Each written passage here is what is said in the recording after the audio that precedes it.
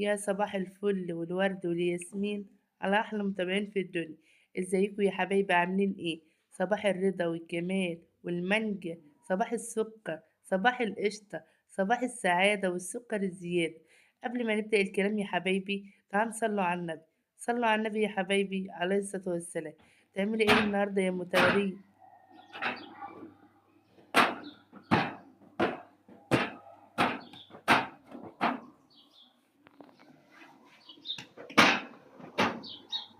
قلت بقى اما اخش بقى اروق الاوضه بتاعت العيال تروقه حلوه، تروقه جامده كده. نفضت معاكم الشباك وبعدين الوقت بنفض السرير، وهشيل الدفايات دي خالص عشان الجو حرر شويه، وهفرش معاكم ملي. وانا الوقت بنفض وعماله افرش معاكم الملايه ازاي شايفين، عماله اسوي فيها عشان لو مقرمشه او مش مظبوطه اعيد عليها تاني وافرشها حلو. شايفين يا حبايبي؟ ايه رايكم بقى في المتغريد بقى؟ اهو شايفين عمالة انفض واسوي في الملاية ازاي، عشان لو في اي حاجة ارجع اشيلها تاني واعدلها من تاني. ماشي يا حبايبي، قلنا قبل ما نبدأ الكلام نصلي على النبي. صلوا على النبي عليه الصلاة والسلام. هفضل بقى اعدل فيها لغاية ما افرشها خالص واخلص، واروح على السرير التاني واقوم فرشاه. وبعد كده تغريد قالت يا ماما انا هخش انفض. الوقت بقى فرشت السرير وبفرش كيس المخدة، وكل واحد بيعمل حاجة.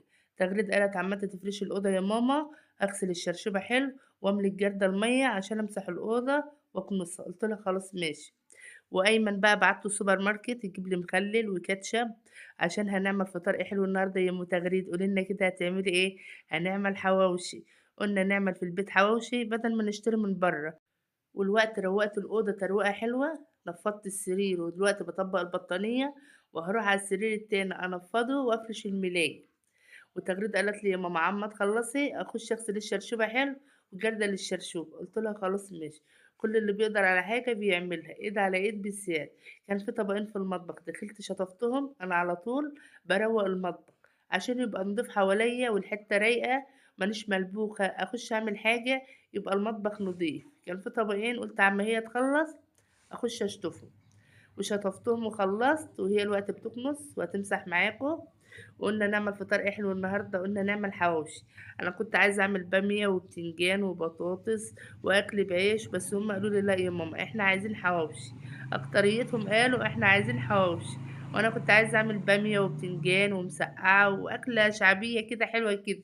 قلت خلاص اعمل لهم الحواوشي المره دي، ومره تانية اعمل الاكل اللي انا عايزاه. والوقت هي بتمسح معاكم الأوضة وهنخش على المطبخ عشان نجهز الحواوشي. تغريد اللي عملت الحواوشي بعت أيمن جاب العيش، قعد يجي 3 ساعات عم جاب العيش. الفرن عم اشتغل والمخبز اشتغل، وقام جايب لي العيش. كان العيش ساخن ما شاء الله. شايفين بقى ايه رأيكم بقى في الأوضة بتاعت أم تغريد بتاعت عيالها؟ ودي شكل الأوضة بعد ما اتروقت. ايه رأيكم بقى في الأوضة بتاعت عيالي؟ الوقت بقى تغريد قالت يا ماما انا اخش عشان اجهز الحواوشي.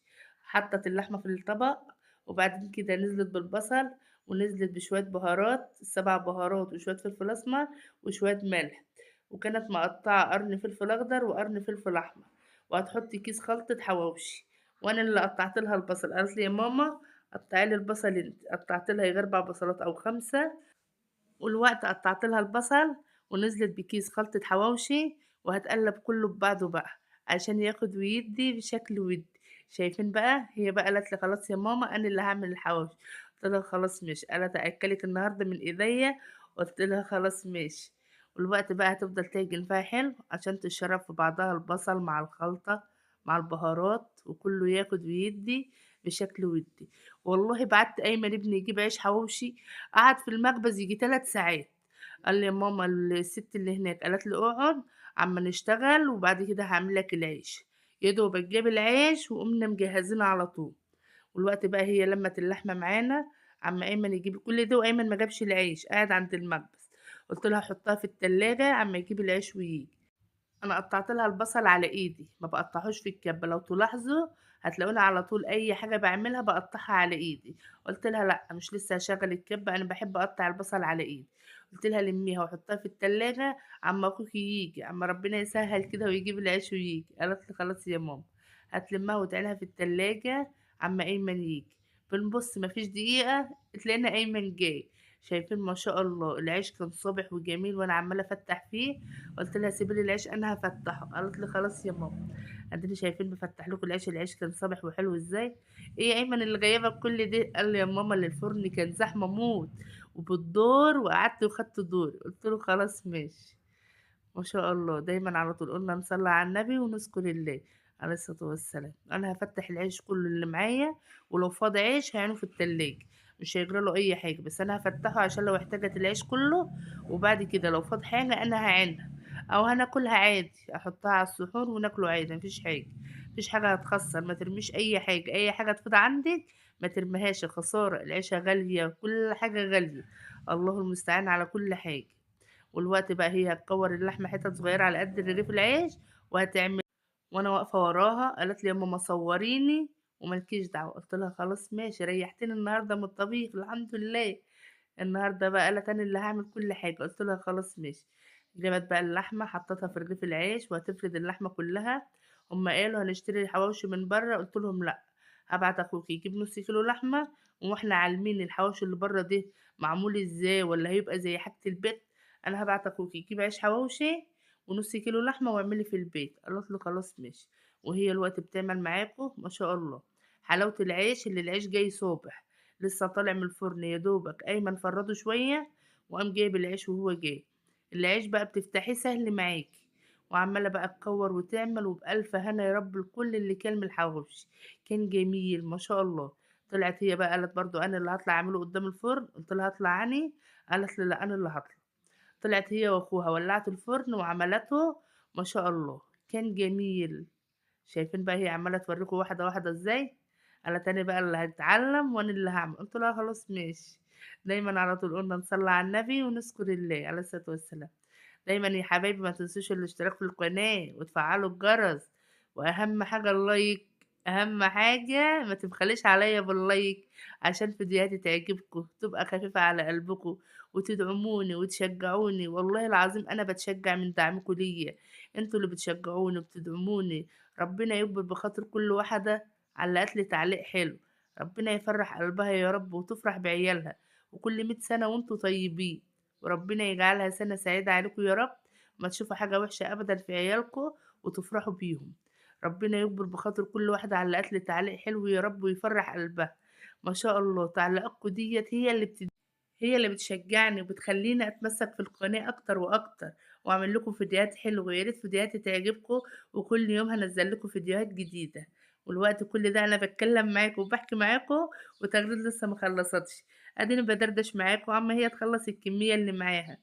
وبعد كده يا حبايبي هتجيب الفرشة بتاعتنا وشوية زيت، وهتدهن العيش من فوق ومن تحت، وهتدهن الصينية. انا بقول لكم واحدة واحدة، انا بتكلم معاكم عما هي تخلص بدل ما افضل ساكتة اتكلم معاكم ماشي. ودلوقتي هي عمالة توريكم واحد واحد كده. ودايما على طول قلنا نصلي على النبي ونذكر الله عليه الصلاة والسلام. هي بقى ما شاء الله شايفة يا ماما، قلت لها شطورة جدعاني. واحدة واحدة اتعلمي. طول ما انا بطبخ والله وبعمل اي حاجة بتيجي تقف معايا في المطبخ. الطبخة اللي بتلاقيها صعبة بتيجي تقف معايا عشان اما تتجوز تعرف تطبخ وتعمل كل حاجة. كل ما باجي اعمل حاجة بندهلها اقول لها تعالي شوف انا بعمل ايه. المحشي بعمل الخلطة بتاعة المحشي ازاي، بسبك تقلية المحشي ازاي. بقول لها انت جايه على الطبخه السهله يا تجريد وتعمليها؟ طب ما تعملي طبخه صعبه. قالت لي خلاص يا ماما، مره تانية هعمل اكل تاني. النهارده بس انا اللي عايزه اعمل الحواوشي. قلت لها خلاص ماشي. والوقت هتدهن الصينيه كلها زيت، ما تسيبش فيها حته خالص ما اتدهنتش. وبعد كده هتدهن العيش برضه واحده واحده، والطريقه جايه واحده واحده. شايفين؟ تغريد بقت شاطرة وبتعمل كل حاجة. البنوتات العسل اللي شكل تغريد المخطوبين اللي هيتجوزوا. قومي يلا تشجعي مع تغريد. والله هي عادت بتعمل كنافة، بتعمل جلاش، بتعمل حاجات كتير. قالت يا ماما واحدة واحدة هعمل كل حاجة. قلت لها شطورة. الوقت برضو قالت هدهن العيش وانا اللي هطلع قدام الفرن. خفت العود تحرقه. قالت لي لا يا بنتي هتعرفي تولعي الفرن؟ قالت لي اه. وطلعت ولعت الفرن وقعدت قدام الفرن وطلعته. ما شاء الله بألف هنا يا رب الكل اللي كل منه. كان يومنا النهاردة أكل خفيف، وارتحت النهاردة من الطبيخ ومن المطبخ. كنت فرحانة قوي. أنا اللي بقف وأنا اللي بتهدي حيلي في المطبخ. قلت خلاص ريحتني النهاردة. قالت لي شايفة يا ماما أنا بدور على راحتك إزاي؟ قلت لها على الآخر. كل ده أنا عمّالة أتكلّم معاكم واحكي معاكم وهي لسه ما خلّصتش، قُلت أدردش مع متابعيني حبايبي اللي بيوحشوني، بيوحشوني موت، شايفين؟ كل دي لسه ما خلّصتش، هتعمل الصينية ديّة وهيفيض عيش حواوشي يعني هتعمله في صينية تانية، قُلنا دايمًا على طول نصلّي على النبي ونذكر الله عليه الصلاة والسلام. أيوه عمّالة تدهن وأقول لها: "لأ الحتّة دي ما اتدهنتش عيدي عليها." تقول لي: "ماما اقفي صوريني وما لكيش دعوة ما تتكلميش." قُلت لها: "لأ الرغيف اللي هناك ده أهو ما اتعدلش." تقول لي: "هو أنتِ يا ماما كل حاجة لازم تطلّعي لي فيها أي غلطة؟ الأوضة تطلّعي لي فيها أي غلطة، كل أمّا آجي أعمل حاجة تطلّعي لي أي غلطة." قُلت لها: "هو أنا كده، عايزاكِ تبقي شاطرة وتعملي الحاجة الصح، ما تغلطيش ولا تعملي حاجة غلط." قالت لي: "خلاص يا ماما واحدة، واحدة."